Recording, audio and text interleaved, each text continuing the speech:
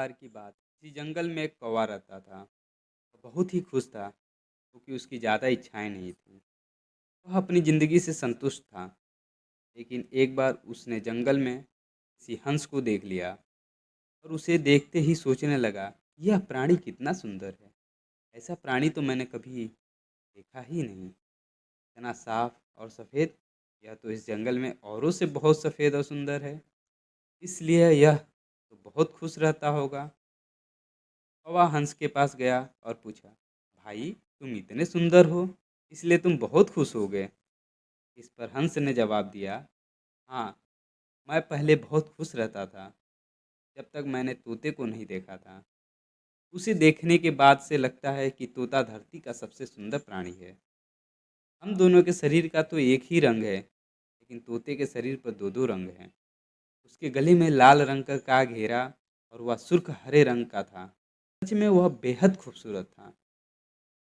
अब कौवे ने सोचा कि हंस तो तोते को सबसे सुंदर बता रहा, फिर उसे देखना होगा।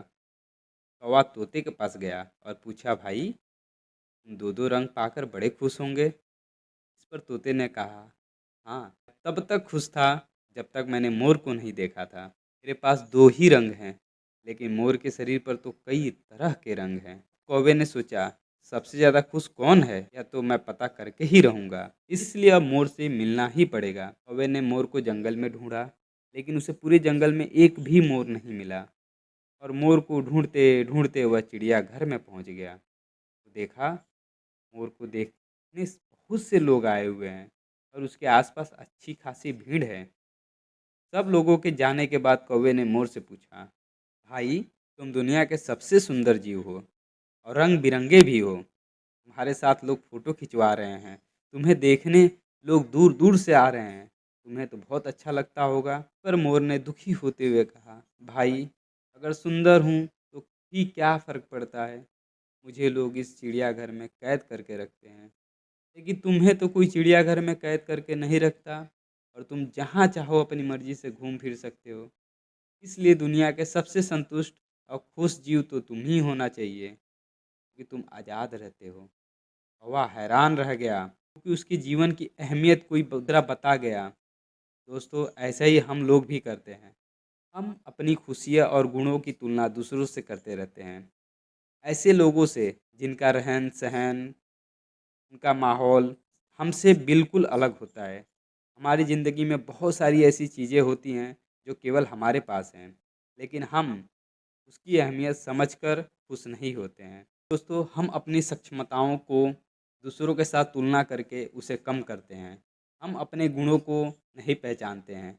हम अपने गुणों से कहीं और जा सकते हैं, लेकिन हम दूसरों के साथ तुलना करके हम कहीं और जाने की कोशिश में लग जाते हैं, जिसकी वजह से हमारी सक्षमताओं और गुणों पर आघात हो जाता है। हम हमेशा परफेक्शन की तलाश में एक दूसरे के साथ तुलना करते रहते हैं। हम देखते हैं कि हमसे आगे कौन निकल जाए।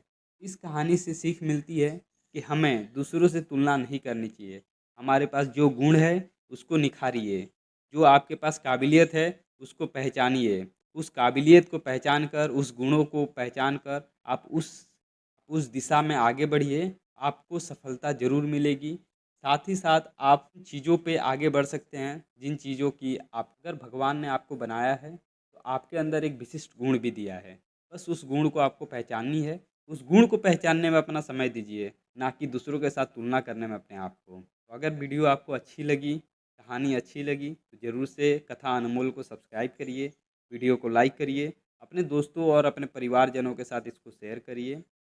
ऐसे ही कथा, ऐसे ही स्टोरीज़ मैं आपके लिए लेके आते रहूँगा। मिलते हैं दोस्तों, नमस्कार।